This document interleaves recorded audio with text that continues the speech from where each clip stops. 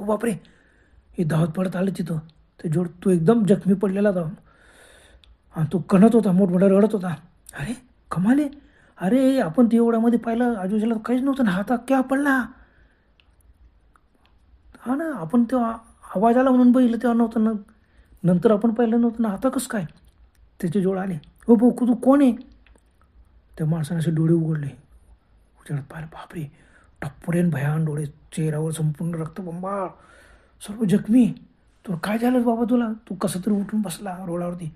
तो म्हणाला, बाबा रे मी मोटरसायकल नेत होतो, एका ट्रकवाल्यानं मला जोराने ठोस दिली आणि मी डायरेक्ट खाली पडलो. हो मला वाचवा, मला की नाही दवाखान्यात घेऊन जा, पटकन दवाखान्यात न्या. हां, संजू म्हणाला, कैलास, अरे आपण एवढ्यात बघितलं हा तेव्हा कसा दिसला नाही. अरे भाऊ आत्ता एवढ्यामध्ये आम्ही पाहिलं, संपूर्ण रस्त्यावरती तू कुठून आता कसं काय तू मध्ये पडला.